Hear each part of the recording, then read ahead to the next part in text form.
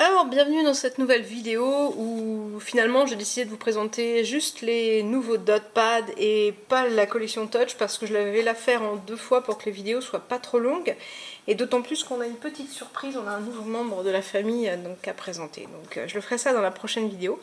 Donc là, aujourd'hui, je vais vous montrer en fait les DotPad que j'ai essayé, que je trouve ma foi très sympa par rapport aux pads que j'utilise d'habitude, mais je vais remontrer un petit peu tout ce que moi j'utilise, qui est plutôt dans le registre des outils, pour le coup, qui est plutôt dans le registre du travail.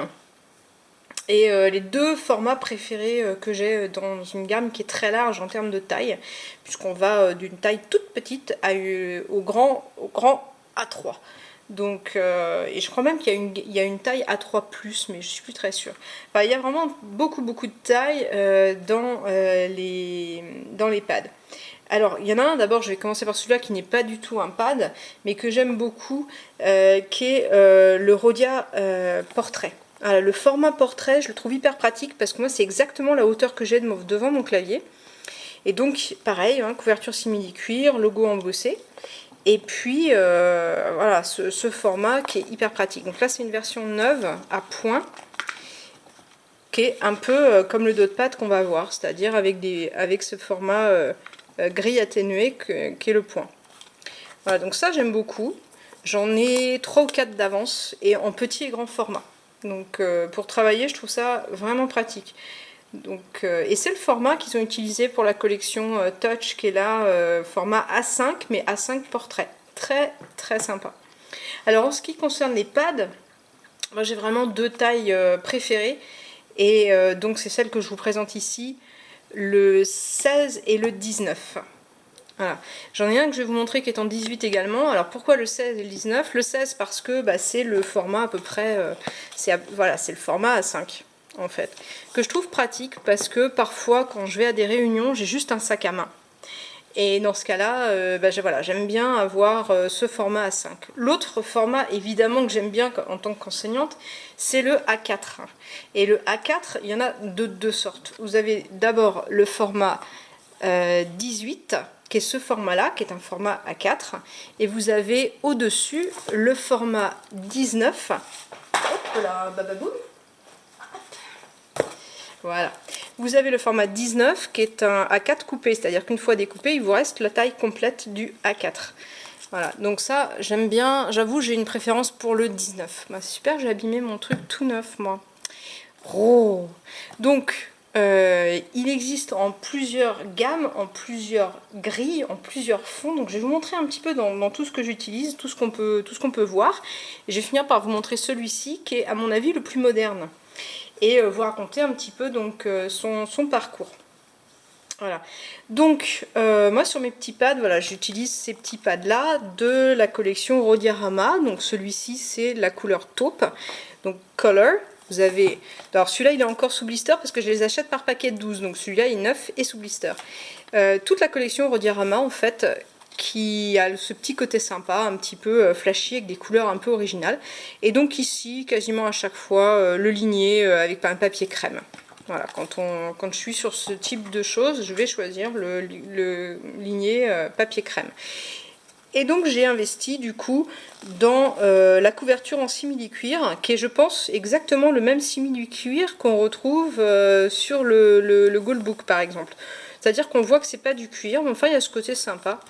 Voilà, qui apporte un petit quelque chose en plus. Et là, on a un autre type de grille, donc sur ce pad, qui était livré avec, en fait. Donc là, je l'ai pratiquement terminé, celui-ci, voilà, qui est une grille plus scolaire, on va dire. Voilà, avec le petit liseré rouge. Et donc, je l'ai également dans les grands formats. Voilà, donc j'ai investi dans cette couverture simili-cuir, pareil, hein, qui fait pas forcément hyper réaliste au toucher, mais qui est quand même plaisante. Et puis elle est surtout bien souple, elle n'est pas embêtante et on peut la plier quand on utilise le pad. Voilà, si on veut vraiment retourner le pad complètement, on peut la plier, donc ça c'est plutôt sympa. Voilà, donc on glisse le truc à l'intérieur, et donc là pareil, j'ai un format ligné, donc celui-là je m'en suis pas encore servi. Et donc on retrouve les couleurs noir et jaune, enfin noir et orange pardon, de chez Rhodia. Voilà, ce pad ici. Alors celui-ci il est un peu différent, celui-ci il est avec la grille qui est plus traditionnelle au Rhodia classique on va dire. Voilà, donc ça c'est le bloc classique, ça c'est celui que j'ai connu quand j'étais môme pratiquement. Hein.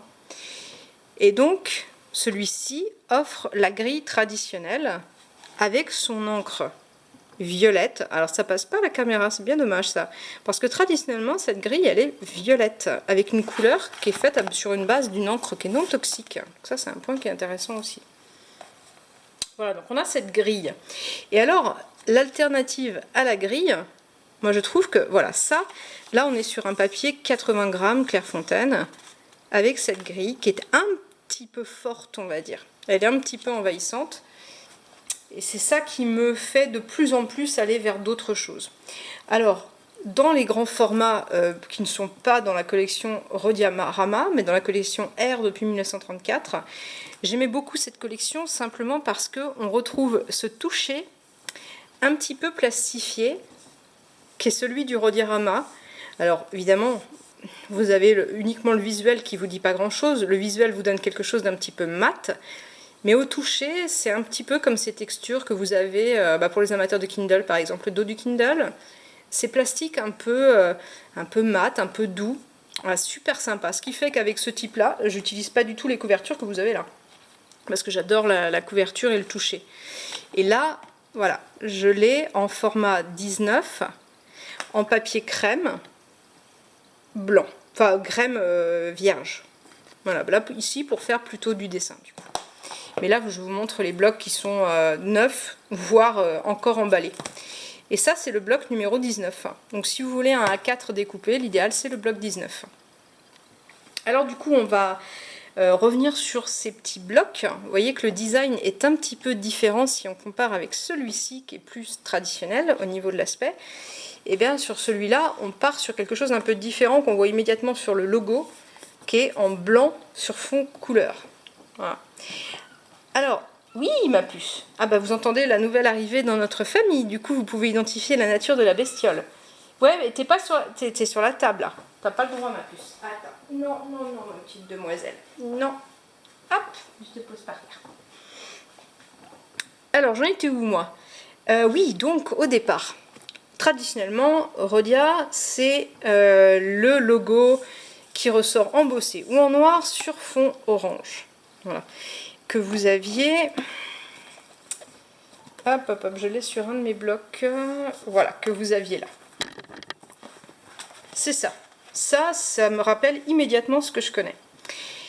Et on retrouve les caractéristiques évidemment de tous leurs blocs, c'est-à-dire les lignes pré-formées pour pouvoir bien disposer le bloc. J'enlève ça, bien disposer le bloc comme ceci, qui est très pratique. Et moi, ce que j'aime beaucoup dans ces modèles, c'est le sans griffe. J'ai utilisé déjà un bloc d'une autre marque et j'avais flingué un pantalon tout neuf simplement parce que je l'avais sur les genoux et les griffes du truc avaient griffé mon vêtement. Alors comment c'est fait? Simplement, ça repose sur la sole et le carton est encollé par-dessus les agrafes tout simplement. Et ce simple procédé le rend quand même vachement sympa à ce niveau-là. Parce que ça abîme vraiment vite les vêtements. Et moi, quand j'ai un petit bloc comme ça, c'est pour prendre des notes sur les genoux, hein, clairement. Voilà. On a des micro-perforations qui permettent... Voilà, c'est mes petits dessins. Micro-perforations qui permettent de découper sans difficulté. Pour avoir un bloc qui se détache facilement. Sans faire de déchirure en haut. Ce qui fait qu'on déchire ensuite en dessous, etc. etc. Qu'est-ce qu'il y a, Minette? Ah, ben voilà, comme ça vous découvrez... Hop, attention ma puce, tu vas faire tomber la caméra. Vous découvrez notre petite nouvelle. Voilà, et je vous raconterai son histoire un peu la prochaine fois. Alors, du coup, j'ai détaché une feuille. La particularité de ce dot pad, c'est qu'on y retrouve la nouvelle réglure à point. Un point qui est gris, ici sur un papier blanc. Je suis désolée, la luminosité n'est pas excellente, ça passe son temps avec les nuages à repasser à l'ombre. Mais ici, on a bien, voilà, on la voit mieux, la lumière revient. Papier blanc, pour comparer avec une couleur crème. Alors j'en ai un qui est en couleur crème. Bah, ici par exemple. Voilà, comme ça, on va bien pouvoir voir la couleur. Elle va ressortir. Vous allez voir les deux sortes de points sur les deux couleurs différentes. Voilà. Et là où c'est plus sympa que la grille, c'est que c'est pas envahissant du tout. Quand vous photocopiez, on les voit quasiment plus, ou on les voit plus du tout. Et ça permet en fait à peu près la même chose en fait qu'une grille. Parce qu'il suffit de relier les points. Et ça, c'est quelque chose qu'on fait assez facilement. Alors, j'ai testé avec différents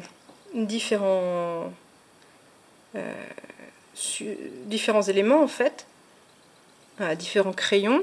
Donc là, j'ai testé avec mon crayon plume habituel, avec l'encre poussière de lune que j'aime beaucoup, qui est une encre violette, qui du coup ici ressort bien sur le blanc.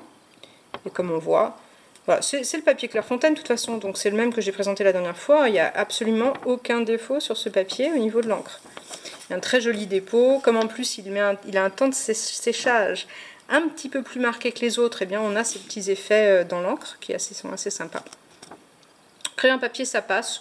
Pas le meilleur pour le crayon papier parce que ça manque un petit peu de dents, mais ça passe, c'est bien.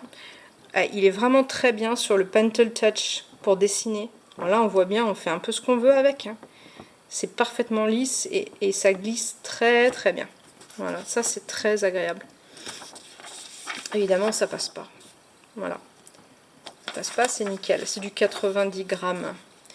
Je vérifie, mais je pense que c'est... Ah, c'est du 80 grammes, autant pour moi. J'ai voulu vérifier parce que ça me paraissait un petit peu léger au doigt, mais effectivement, c'est du 80 grammes. Au bout d'un moment, on arrive à faire la différence en poids et en finesse, rien qu'au toucher. Et c'est pour ça que j'ai voulu vérifier. Je me suis dit, c'est marrant parce que ça fait un petit peu... plus léger que du 90 grammes. Donc les pads, ici, les dot pads sont disponibles dans plusieurs formats. Tous les formats sont marqués là, différents formats, différentes réglures. Alors ici c'est le dot pad, hein, donc ici c'est la réglure à point. Donc moi j'ai choisi ces deux-là que je trouve très pratiques et transportables. Et évidemment on a le grand format ici qui permet d'avoir une page A4, qui peut être très pratique pour faire des schémas. Voilà. Ici, vous voyez, on les voit à peine en fait. Hein. Et c'est ça l'intérêt, c'est que c'est pas envahissant. Il faut vraiment que je rapproche pour qu'on voit qu'il y a des points. Voilà. Et on les voit disparaître assez rapidement. C'est pas très envahissant. Voilà. Alors au niveau de l'histoire de ces blocs, donc Rhodia s'éloigne un petit peu de son bloc traditionnel et ne le sort pas en orange. Parce que habituellement, en fait, les gens vont rechercher le orange. Donc ils ne le sortent pas en orange, ils le sortent en noir pour offrir un produit qui est plus moderne. Oh, Minette, je te garde dans les bras. Vous entendrez peut-être ronronner.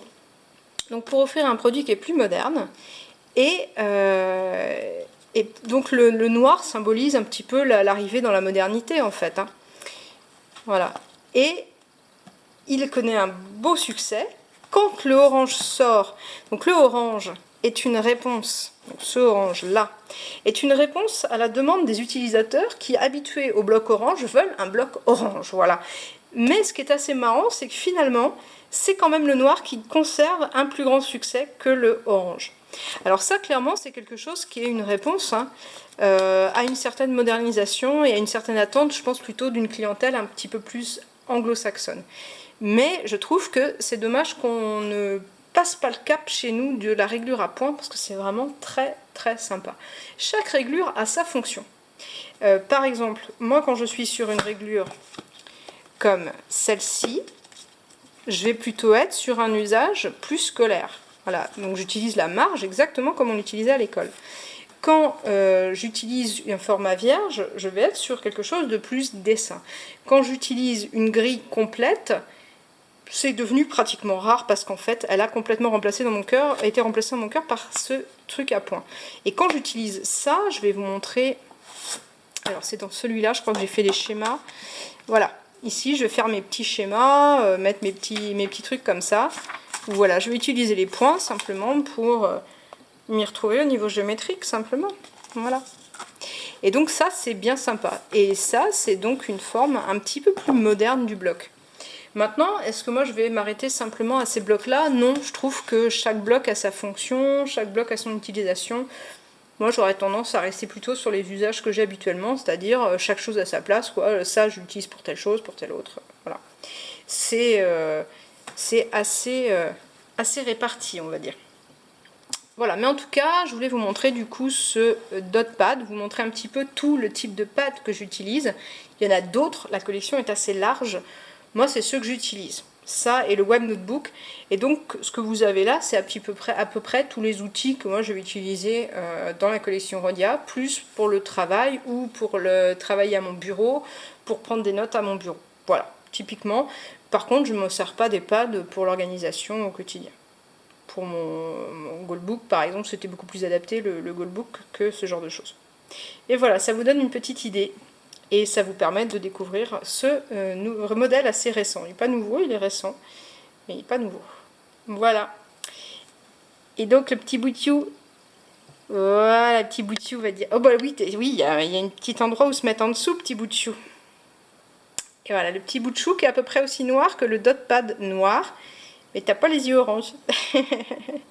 On aime le noir aussi ici. Hein, Minette? Hein? Voilà. Allez, à la prochaine. Et donc, dans la prochaine vidéo, je vais vous présenter finalement, un peu plus tard que prévu, les 2 éléments de la collection Touch.